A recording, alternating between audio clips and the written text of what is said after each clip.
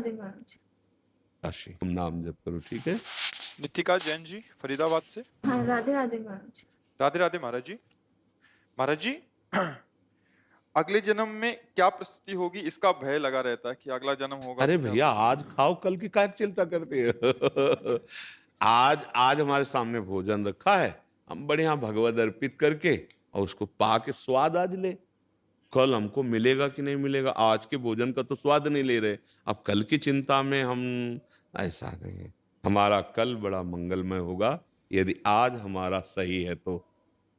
हमें कल की चिंता नहीं करनी।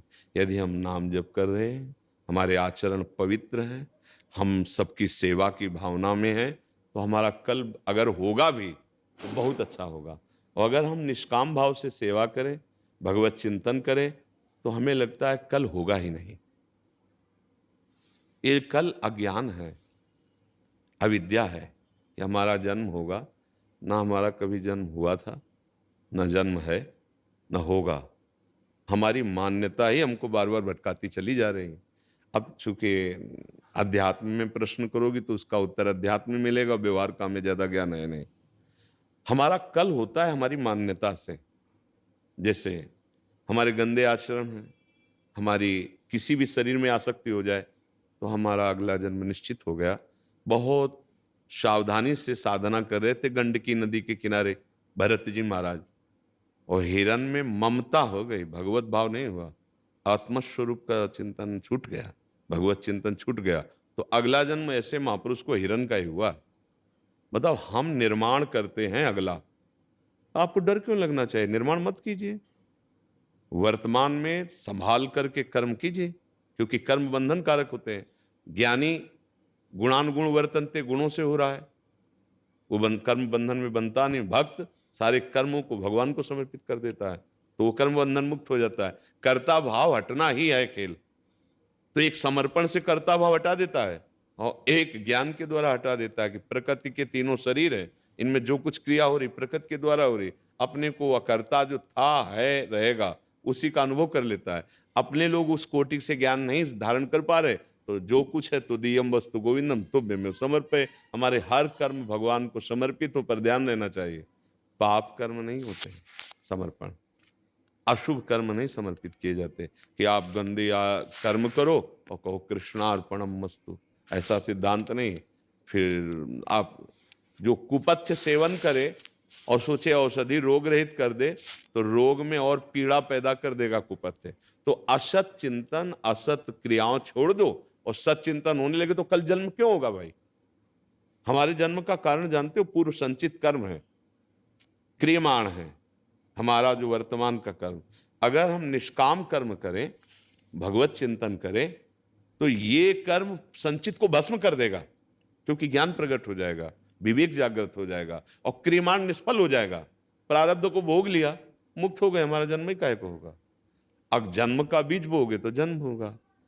अब चाहते हैं हम मोक्ष सुख है या परमानंद चाहते हैं, लेकिन आचरण हमारे कैसे हैं किसी से बताने की जरूरत नहीं। आप फाइनल में देखो, आपने अपनी खेती में क्या बोया है, तो फसल आपको काटनी पड़ेगी।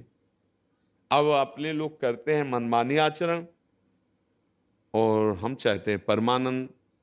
तो मनमानी आचरण करते समय आप देहात्म भाव से युक्त होकर कर्ता भोगता रहे, तो अब आपको ना चाहने पर भी विपत्ति दुख बंधन प्राप्त होगा ही, ये सिद्धांत है।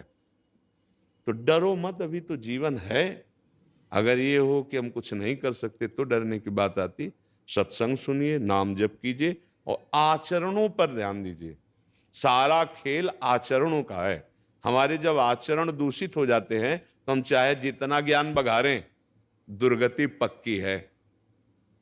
क्योंकि आचरण दूषित होते हैं सुसुख वासना से, और सुसुख वासना होती है देहात्म भाव से, और देहाभिमानी जो करता है तो अवश्य में भोक्तव्यम कृतम कर्म शुभाशुभम। शायद हमारी बात समझ में आ रही हो। महाराज जी, हमारे जो पूर्व जन्म के बहुत सारे जन्मों के कर्म हैं, वो अगर भस्म हो जाएंगे। हाँ, नाम जप से, निष्काम कर्म से। अच्छा, ऐसा ना तुम्हारी समझ में आवे तो भगवान का आश्रय ले लो, श्री कृष्ण चंद्र जी का। वो कह रहे सर्वधर्मान परित्यज्य मामेकम शरणम ब्रज। तो अहम त्वाम सर्व, सर्व माने संचित भी क्रियमाण भी सबका ठेका ले रहे। अहम त्वाम सर्व पापेभ्यो मोक्षयिष्यामि मां शुचः, मैं तुम्हें बिल्कुल निष्पाप कर दूंगा। भगवान कह रहे हैं, भगवान जगत गुरु हैं।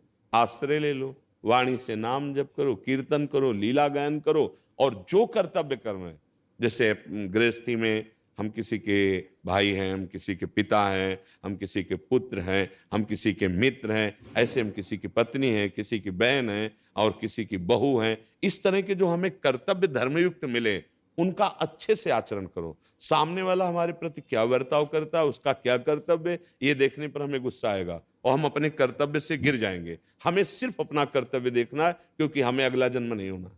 इसलिए हमें अपने कर्तव्य का पालन करते हुए और वो कर्तव्य कर्म श्री कृष्ण को अर्पित करते हुए, नाम जप करते हुए, दृढ़ आश्रय भगवान का कि बस एकमात्र आप ही हमारा कल्याण कर सकते हैं। विश्वास करो, अगला जन्म नहीं होगा अगर ऐसे चलोगे तो।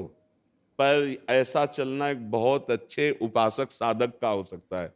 अगर आप चाहें तो आप अच्छे उपासक साधक बन सकते हैं। उसका मतलब कोई भेष बदलने से नहीं, गृहस्थी में रहते हैं। फिर उदाहरण देते हैं, गोपी जनों से बढ़कर कोई परमहंस नहीं, लेकिन वो गृहस्थ में थी, उनका परिवार था। बस यही बात है। भाई जी से हनुमान प्रसाद पोद्दार जी जिस चरम अवस्था को प्राप्त थे, वो गृहस्थ थे, धोती कुर्ता चश्मा, और राधा बाबा संन्यास लिए हुए थे और सदैव उनका संग करके उनके आश्रित उस महारस को प्राप्त किए। हमें लगता है गृहस्थ और विरक्त हमारे दो मार्ग हैं, लेकिन अगर हम सही ढंग से अपने अपने मार्ग में चले तो जो हमें आनंद मिलेगा, जो तत्व मिलेगा, जो हमें फल मिलेगा, वो दोनों का एक ही होगा। उसे चाहे भगवान कहो, परमात्मा कहो, ब्रह्म कहो, नारायण हरि, जो भावे, वो अनंत महिमाशाली है। समझ पा रहे हैं आप? वैदेही जी राजस्थान से। राधे राधे महाराज। राधे राधे महाराज जी। महाराज जी, मैं पिछले कुछ महीनों से माला कर रही हूँ,